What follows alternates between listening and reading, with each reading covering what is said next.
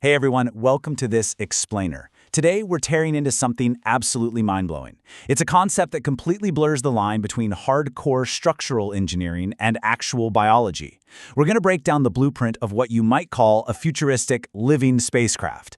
Specifically, we're diving into Luis Manuel Ortiz Inostroza's groundbreaking Maxwell-aware craft architecture. We're not just talking about building a shinier, faster machine here. This is a fundamental rewrite of how machines actually interact with the physical world around them.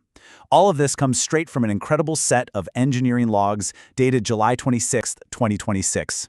Let's get right into it. Now, whenever we start talking about advanced electromagnetic physics and, living machines, it's pretty natural to look at the smartphone sitting right there on your desk or the computer chips we rely on every day and wonder, wait, doesn't it already work like this? Are we already using these advanced physics principles?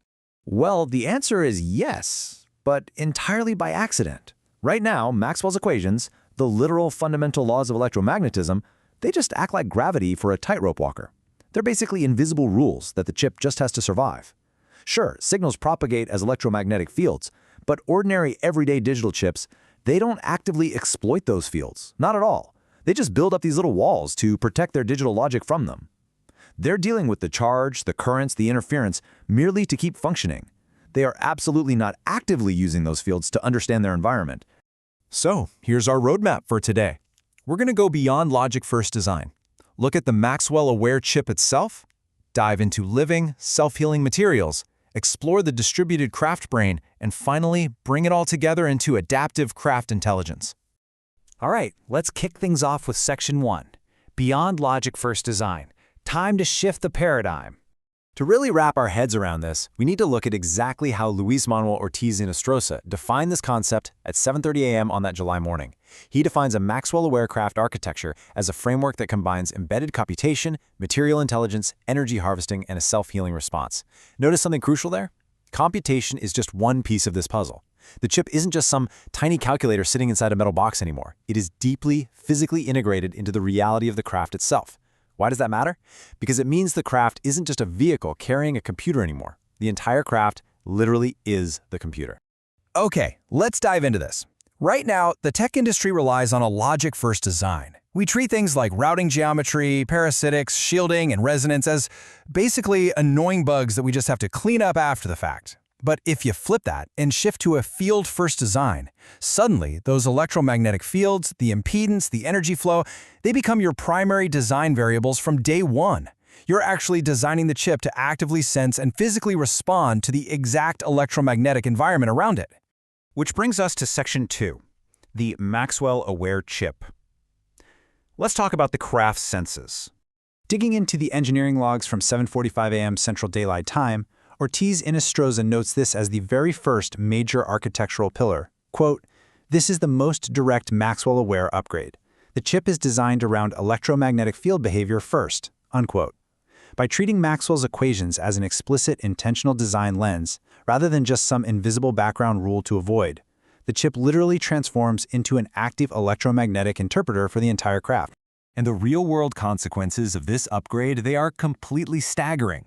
Because the chip is actually tuned to field variations, it can literally feel strain and heat, kind of like human skin. It inherently possesses way better EMI and EMC resilience, which just means it handles electromagnetic interference brilliantly, keeping its signal integrity rock solid. But here is the crazy part: intentional power coupling. Imagine a craft that can actually harvest energy directly from the electromagnetic static of a storm it's flying through. It's a completely physics-aligned design flow.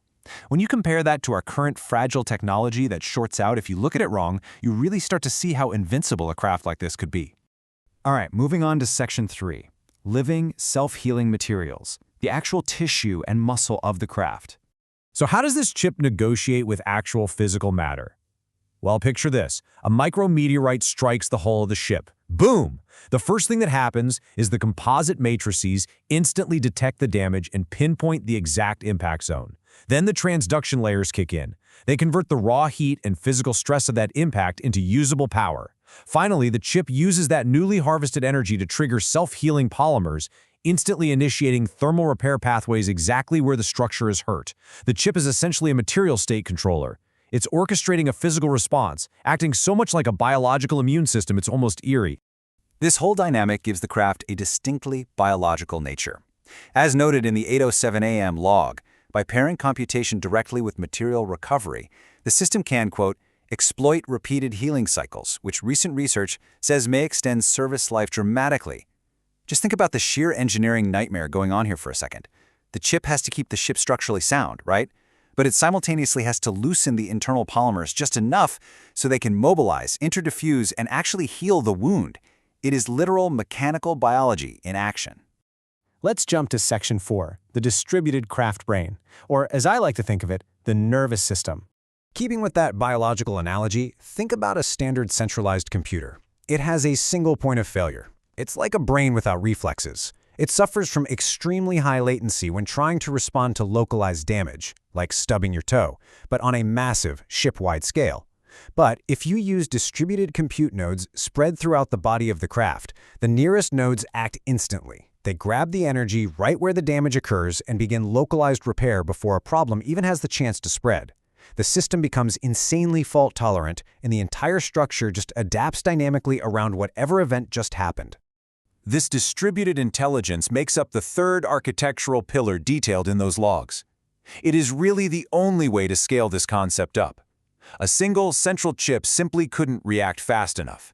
But this decentralized web, it makes the craft highly robust and perfectly fitted for autonomous survival, adapting to the mission on the fly. Which brings us to our final section, Section 5, Adaptive Craft Intelligence, the grand synthesis of it all.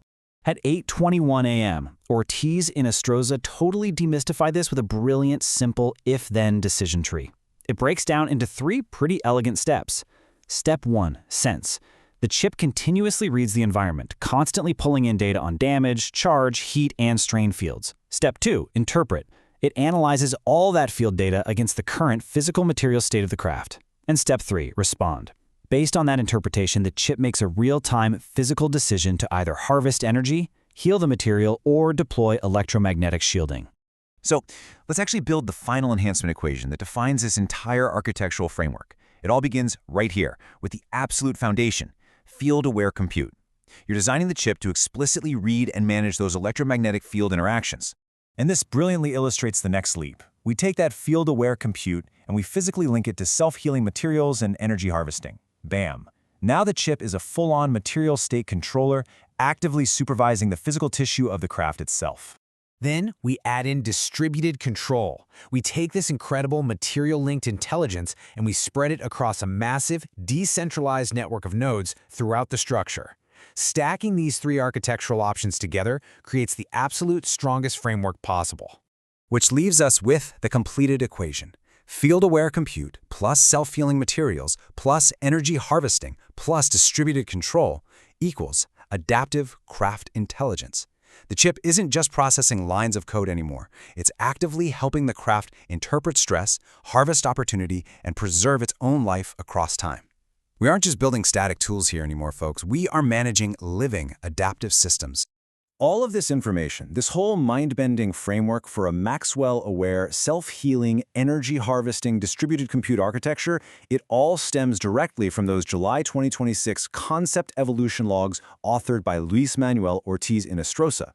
It's just a breathtaking vision of what engineering can become when we stop fighting physics and finally start using it as our primary design language. Which leaves us with one final, fascinating question to really chew on. If we successfully build this, if our machines truly become living, adaptive systems that actively sense their environment, harvest their own energy, and literally heal their own physical wounds, what exactly does that make us? Are we still just engineers, or have we become biologists creating an entirely new form of life? Thanks for exploring this incredible architecture with me. Keep asking questions, and I'll catch you in the next explainer.